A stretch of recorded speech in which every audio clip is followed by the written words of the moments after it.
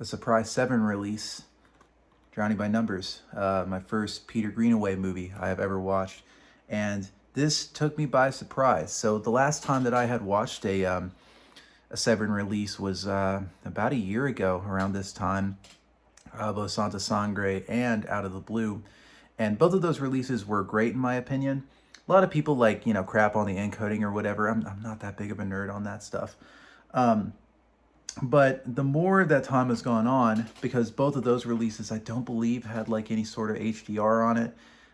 Santa Sangre I know didn't because Jodorowsky didn't want it, and no, Out of the Blue did have HDR. But anyway, this is another sort of like a general release, I guess, for Severin. But I will say that this is like the most Severin-y general release compared to the other two, even though Santa Sangre you can kind of consider that.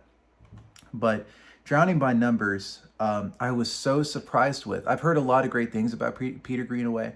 The first movie that I've ever watched, Drottman's Daughter, and I believe The Cook, the Thief. Well, The Cook, the Thief, and and her lover. I don't know. It's those two movies that he's most famous for. And Drowning by Numbers is sort of, I guess, lost in the shuffle from what I read. But I watched this movie and I thought, well, it's just it has to be released by Seven, right? And honestly, I still think about this movie, and I've watched this, last week. I thought that this was an absolutely like delightful movie. Not just in the cinematography, which I think it's like its strongest strength, because like narrative wise, yeah, you could kind of like poke holes in it, right? But I'll pretty much unwrap it here. So there's three women with the same name. They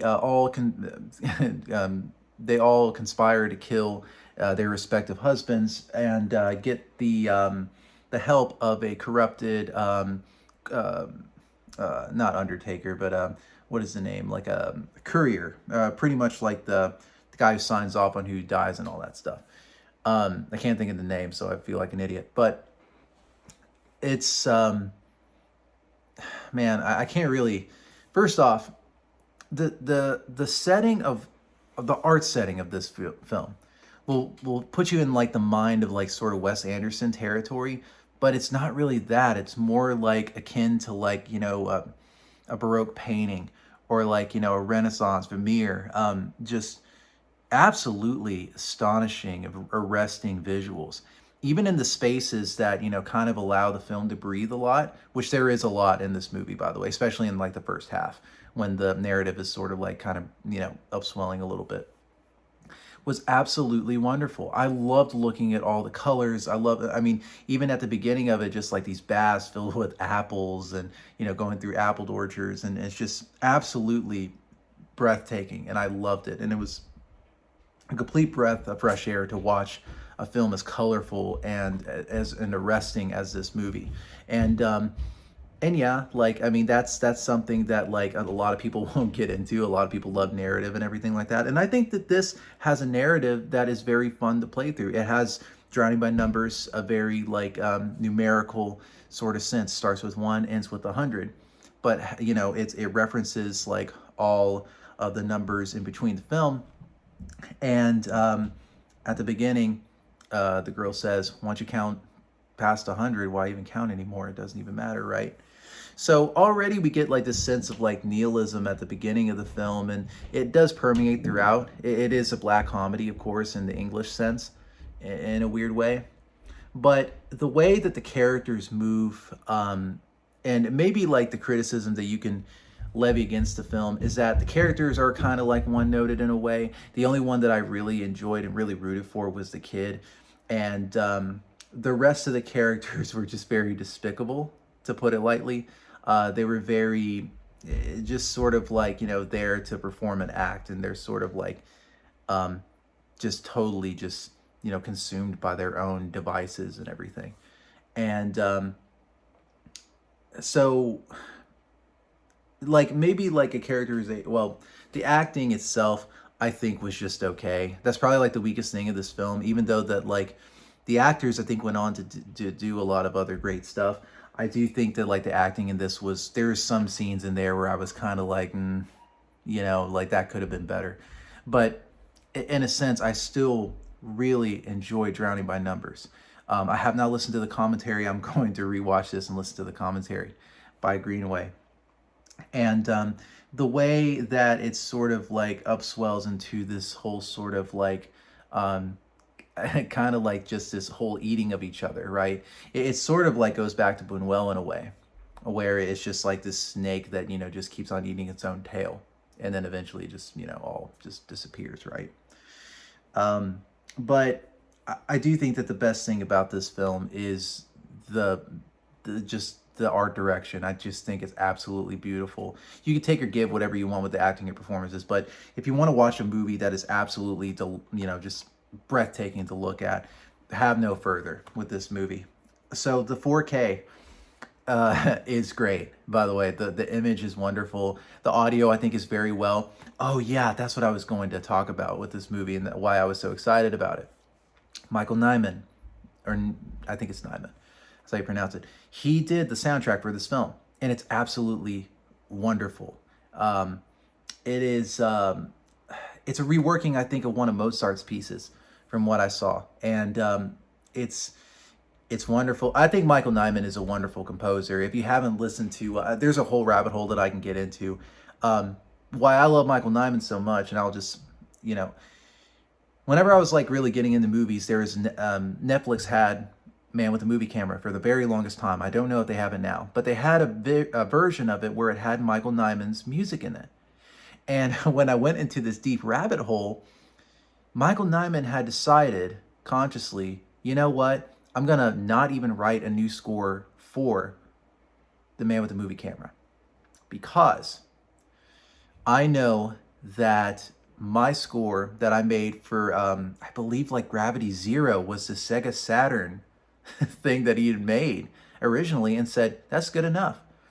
Because the way that like Ziga Vertov had like, made it painstakingly that these sounds should be here and everything like that, Nyman made a conscious, and this is, I think like someone made a thesis paper on this, by the way, because I looked this up and really read into it, because I cannot tell you that that version of Man with the Movie Camera is my favorite because of the soundtrack that Michael Nyman gave to it. Not composed for it, just gave to it. Because it was so, like, and I don't know about the game itself, because I listen to the soundtrack all the time. It's absolutely wonderful. It's like sort of opera, sort of like in the style of like maybe the minimalists, like Steve Reich and Phil Glass and all them. But like Michael Nyman has always had a special place in my heart, because his musical composing, I think, is just leaps far and beyond a lot of what a lot of people are doing. I think he is a wonderful composer, and when I figured out that he did the composing for this, I'm like, okay, no wonder, because the soundtrack is just absolutely incredible. And if you can see Man with a Movie Camera, and I know that I mentioned that like 3 times already, the movie itself, go and watch that movie with that soundtrack. It is absolutely wonderful. And no disrespect to the Flicker Alley version, which I have, and the people did a great job on that as well, the soundtrack. But Michael Nyman's version of that is the quintessential, like, you will feel stuff when you watch that movie, compared to like the Flicker Alley version, which, is fine. But Michael Nyman's like composition just brings it up. It's almost like you're watching Sergio Leone and like, the good and bad and the ugly mixed with the composer's music. It's that good, I think. So anyway, that was enough tangent there. But if you want my opinion on this movie, go see this. It is absolutely wonderful. You will not, like, I know that like that's the thing about Severin's releases. When they release a general like release, like Severin, not like Santa Sangre, like Out of the Blue, like Drowning by Numbers, this is some of the best stuff that you're going to get. And I know that that's like saying a lot, because man, that's like, there's Criterion, there's Kino. Like, go out of your way to see this. This is a really good movie, and it makes me want to see all of Greenaway's other stuff, because I think it's just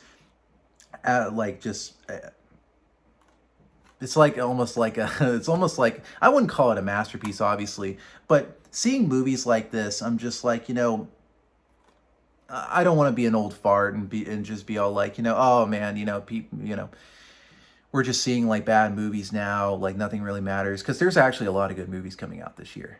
A lot of people will kind of like, we don't really want to say that. We kind of want to, think of like these old movies that, we keep on buying on 4K or whatever. But when I see movies like this, I'm just like, the brazen is pretty much gone.